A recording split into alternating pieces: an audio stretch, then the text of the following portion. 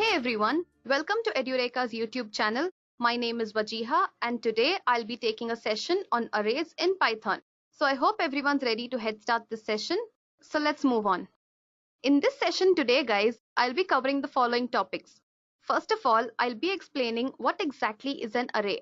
And then I'll be differentiating between Python lists and arrays. Now this is a very common question that many of us ask. After that, I'll be showing y'all how to create arrays in Python, following which we will try to access array elements and then we will try to perform some basic operations on arrays such as finding the length of an array, adding and removing elements from it, array concatenation, slicing, and looping through an array. So I hope everyone's clear with this agenda. Now let's move on towards the first topic. Our first topic for this session is what exactly is an array? An array is basically a data structure guys with ordered series of elements.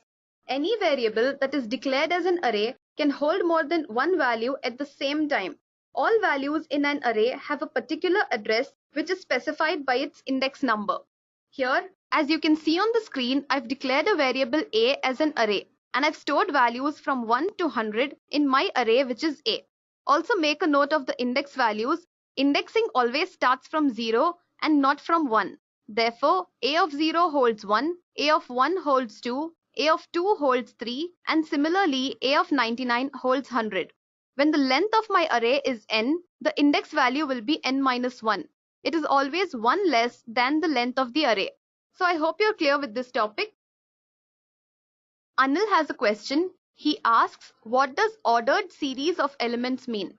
Anil, ordered series of elements means that every element is present at its particular address and this address is specified by its index value. So in case I have two elements that are same, for example, if a of 1 has 2 and a of 2 also has 2, both these elements are unique pertaining to their index value and they are ordered by the index values or addresses. So I hope I've cleared your doubt, Anil. Just give me a confirmation. Okay, Anil says yes. Now let's move on towards our next topic for this session, which is the difference between Python lists and arrays. Python lists and arrays have the same way of storing data, but there is a key difference that you all have to note. Arrays can store only single data type values, whereas lists can store any data type values. So for example, if I have an array of integer values, all values present in that array will be integers and nothing else. On the other hand, if I have a list, then it can store integers together with float and chars and strings, etc. Now when you try to perform some operations like slicing or looping, it will be similar for both. But when you try to perform different operations, like if you want to multiply your array values by 2 or you want to divide it by 2, you can do so easily when you have an array. But if you try to do the same with a list, it will throw an error because naturally you cannot multiply chars and strings or divide them. So I hope you're clear with the difference between these two. So now let's move on towards the next topic, how to create arrays in Python. Unlike other programming languages, if you want to create arrays in Python, you will have to import the array module. Now this module has all the functions that are necessary for creating and performing various kinds of operations on arrays. To import the array module, you can use three ways. First is to import the array module by its original name, which is array. The second method is to use an alias name. This is the most widely and commonly used method as well. In my demonstrations, I'm going to be using this method. The third way is using star. From array import star. What this does is it's going to import all that is present in your array module. Now let's go to our Jupyter notebook and try to do this. Please do it along with me, guys. I'll open a new notebook and I will use the first method to import the array module. As you can see, when I hit run, no error has been returned, which means this is executed. Now let's try to create arrays using this method.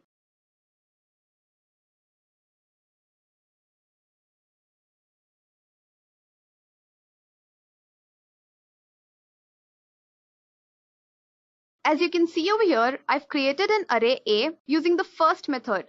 So I have used array.array of integer values and I've specified some random integer values. Here the first array is the name of the module. The second array is the array constructor. And then I've given a type code. This type code specifies what type of elements my array will hold. As you can see, I've created an array. So I hope you're clear with how to create arrays using the first method. Now let me open a new notebook and try the second method. The reason to open a new notebook is because I've already imported array module in this notebook. I'll rename this notebook because I'm going to be using this method in further demonstrations as well.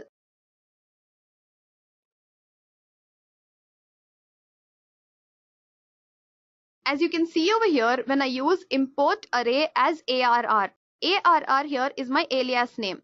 When I use this and hit run, it does not throw any error. Now let me try to create arrays using this method.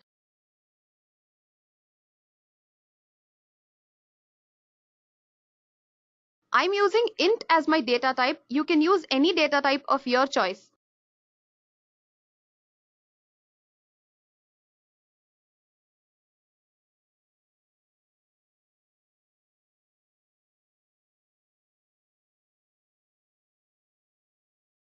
As you can see that an array has been created with some random integer values. In place of the module name array, I've used ARR. Now let's try the third method. I'll open a new notebook again.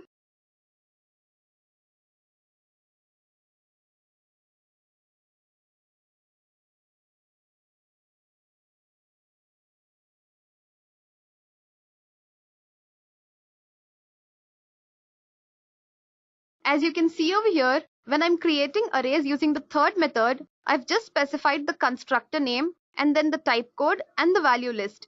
So I hope you're clear with how to create arrays using all three methods. Okay, so now let's get back to our presentation. Our next topic for this session is accessing array elements. To access array elements, you'll have to make use of the index values. Each index value holds a unique element. Like I've told you before, indexing starts from 0 and not from 1. So therefore, A of 0 holds 1, A of 1 holds 2, and so on. This is the normal traversal order which starts from the left-hand side and moves towards the right-hand side. But here, I want you all to note this point as well, that negative indexing also exists. So negative indexing will start from the right-hand side and move towards the left-hand side. Therefore, 100 will be at A of -1, 99 will be at A of -2, and similarly 1 will be at A of -100. So I hope you're clear with negative indexing.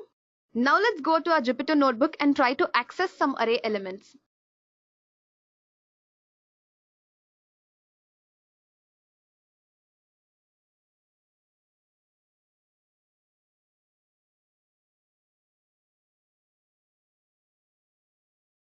As you can see over here, I've created a heading.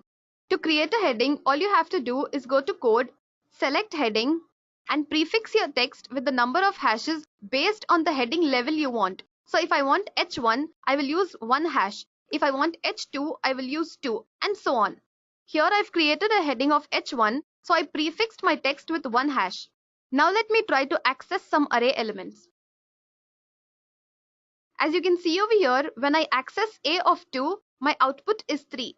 Let's see where 3 is present in my array. 1 is present at A of 0, 2 at A of 1, and 3 at A of 2. So therefore, when I access A of 2, 3 has been returned. Are you guys clear with this? Just give me a quick confirmation before I move on towards the next topic. Shashank says yes. Preeti says, please try to access something using negative index values. Okay, Preeti, let me show you that as well. So here I've tried to access A of -2. A of -2 has returned 5. Let's get back to our array A and see where 5 is present. 6 is at A of -1 and 5 is at A of -2. Therefore, my output is 5. So Preeti, are you clear with this? Okay, Preeti says yes. Now let's move on towards our presentation and see what is the next topic. Our next topic of this session is basic array operations. Here, I just want to tell you all something. Arrays are mutable, which means they are changeable. So in case you want to add or remove elements from it, you can do so easily. Now coming back to our presentation, our first operation under this section will be finding the length of an array. The second is adding or changing elements of an array. And then we will try to remove or delete elements of an array. And then guys, we will try to perform array concatenation, slicing, and finally we will be looping through an array. Now let's move on towards the first operation. To find the length of an array, you will have to make use of the len function. Now this function returns an integer value which is equal to the number of elements that are actually present in your array. The len function takes one parameter which is the name of your array. As you can see in the example over here, I've created some random array A and I've given some random values. As you can see, I have 3 values over here. And when I use the len function and I specify the name of my array, the output is 3, which is equal to the number of elements that are present in my array. Now let's move towards our Jupyter notebook and see how this works.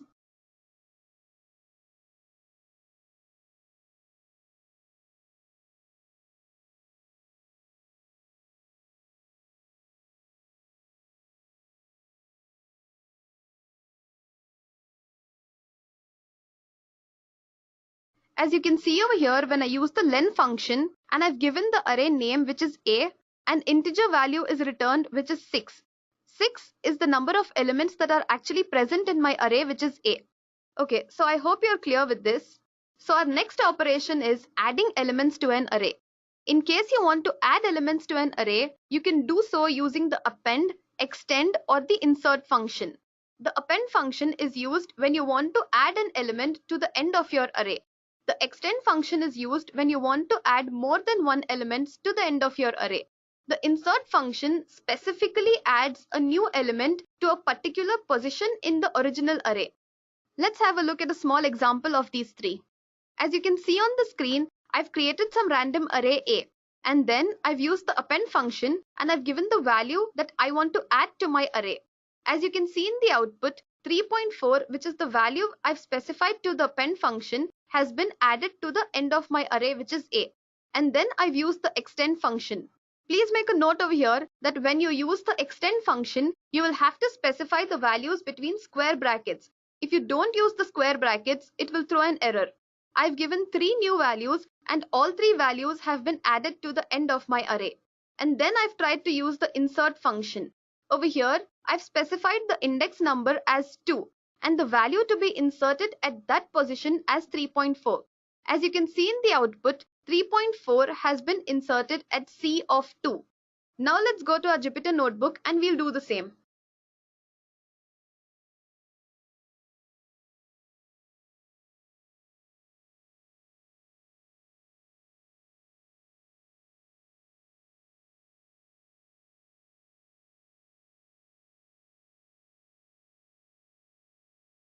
I'll reprint my array which is A so that it's easy for us to refer to it. Since my array A holds integer values, I will give some new integer value to it. As you can see, I've given 8 as the value that I want to insert in my array, and 8 has been added to the end of my array. Now let me try to give some float value to this array and see what happens.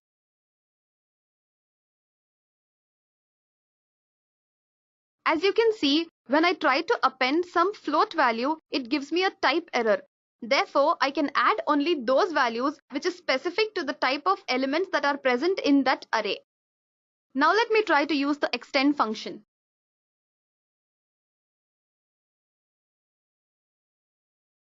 Like I've told you all, when you're using the extend function, you will have to make use of the square brackets. As you can see in the output, all the values that I've specified within the extend function have been added to the end of my array. Now let me use the insert function.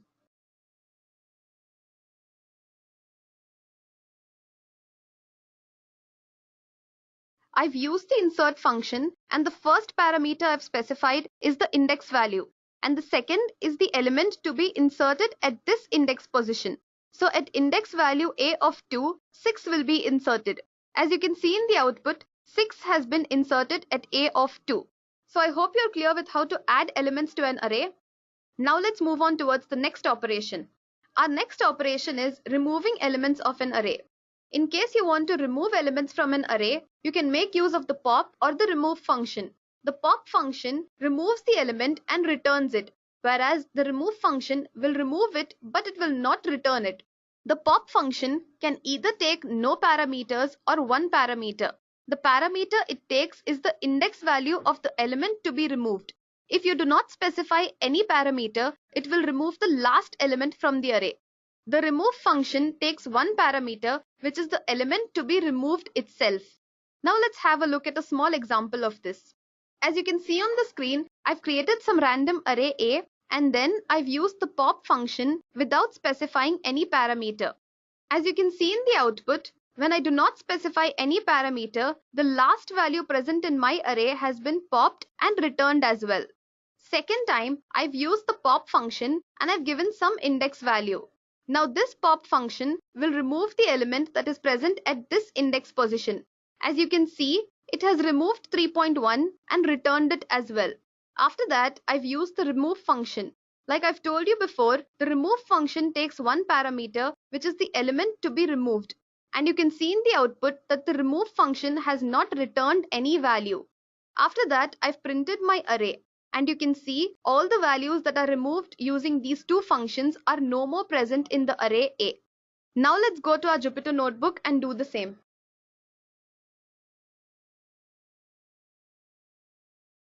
Let me reprint my array, which is A. First, I will use the pop function without specifying any parameter to it. As you can see over here, when I do not give any parameter, it removes the last element that is present in my array. Now let me give some index value to it.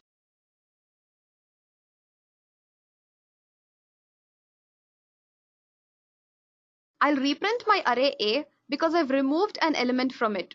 Now let me give some index value to the pop function. As you can see, when I use a.pop of 2, it removes the element which is present at a of 2, which is 6, and it returns it as well. Let me try to use some negative index value for the pop function. a.pop of -1 removes the last element that is present in my array, which is 5. Now I'll use the remove function. Let me reprint my array, guys. As you can see, all the elements that have been removed using the pop function are no more present in my array A.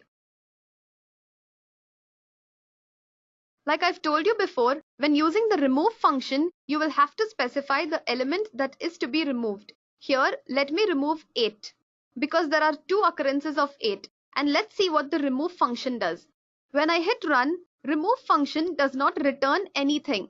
Now let me print my array A and see what is present. As you can see, the first occurrence of 8 has been removed, but the remove function did not return the value. So I hope you're clear with the remove and the pop functions.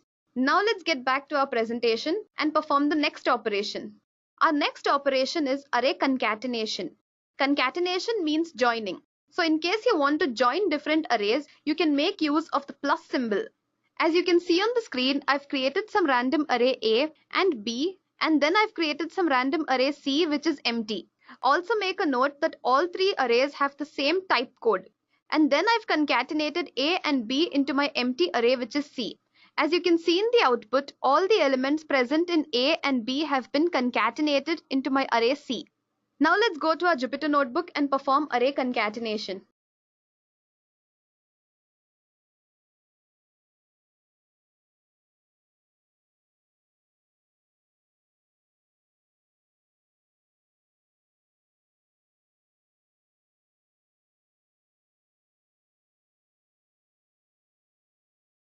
I'm using int as my data type. You can use any data type of your choice.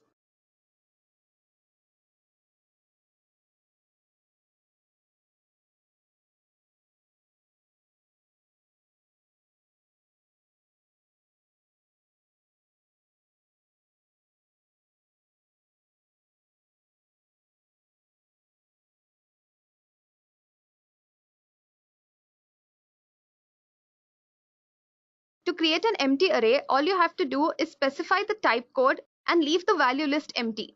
Here I've created an empty array D and I've concatenated B and C into my array, which is D. Now let me hit run. When I hit run, all elements present in B and C have been concatenated into my new array, which is D. So I hope you're clear with array concatenations. Let me just show you what happens if I try to concatenate arrays of different data types. I'll just change one of my previously created arrays type code and I'll give it as float. Let's see what happens when I change the type code and I try to concatenate these two arrays. You can see that I've encountered an error and it says type error, which means it cannot concatenate two arrays of different data types. So just be careful when you're concatenating arrays. You cannot concatenate arrays which hold different data type elements. Okay, now let's move on towards our presentation and see what is the next operation. Our next operation is slicing an array. Slicing actually means fetching some particular values from your array. To do so, you can make use of the colon symbol. As you can see on the screen, I've created some random array A and I've sliced it from 0 to 3. 0 specifies from where fetching has to start and 3 specifies where it has to stop. So it will start from 0, it will go on till 3, but it will not include the value which is present at 3. As you can see in the output, I have A of 0, A of 1 and A of 2 that is present in my output. Now let's go to our Jupyter notebook and we will try to slice our arrays.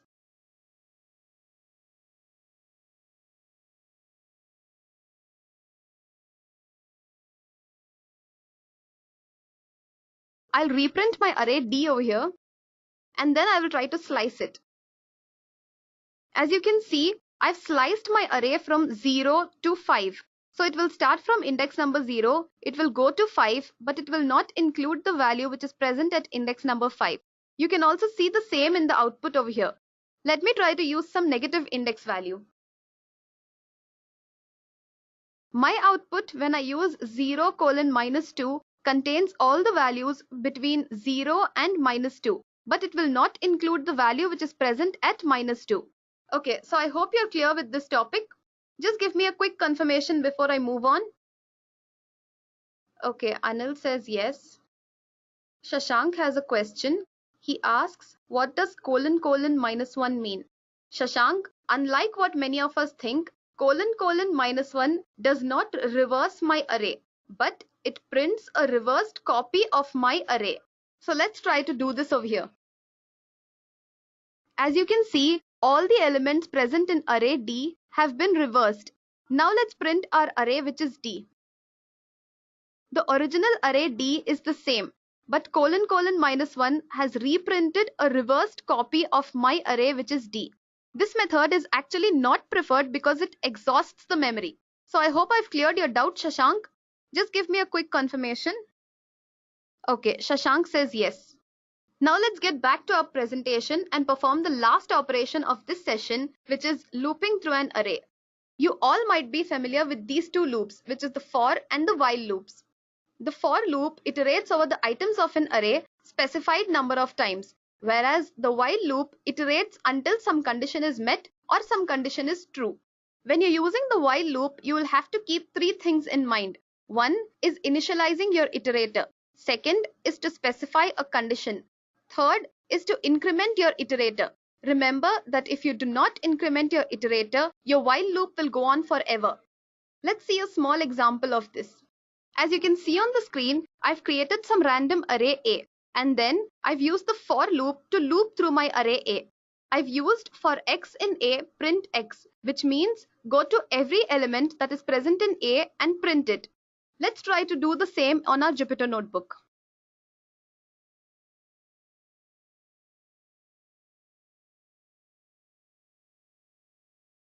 Let me reprint my array D. Now let me use the for loop to loop through this array.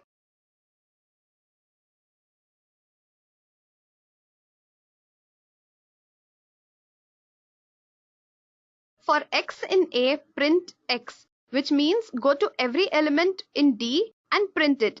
As you can see, all elements present in D have been returned one after the other.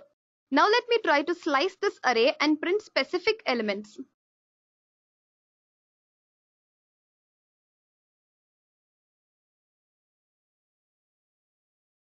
As you can see over here, I've sliced my array from index number 0 to -3 and I've printed only those specific values using the for loop. Now let's go to our presentation and have a look at the while loop. Like I've told you before, when you're using the while loop, you will have to do three things. One is initializing your iterator. Second is to specify the condition. And third is to increment your iterator. Let's try to perform looping on our Jupyter notebooks. Please do it along with me, guys. Let me reprint my array D. Here I'm using the iterator as temp. You can use any name of your choice.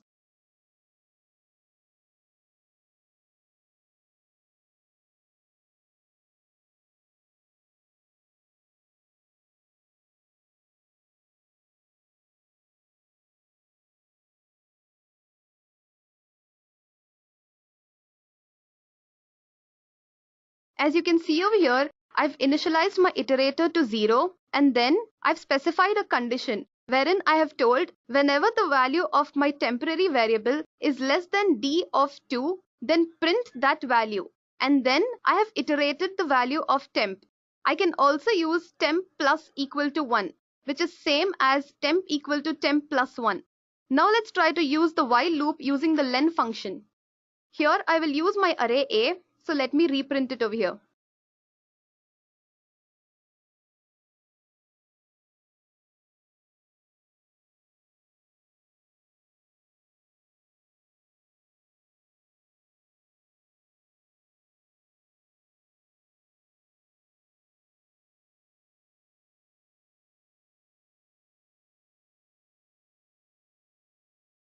As you can see over here, when I use the len function, my temporary variable will go to all elements present in my array A and print them one after the other. So I hope you're clear with looping. Okay, so this was our last topic for today, guys. So I hope you've learned something new in this session. Goodbye and take care.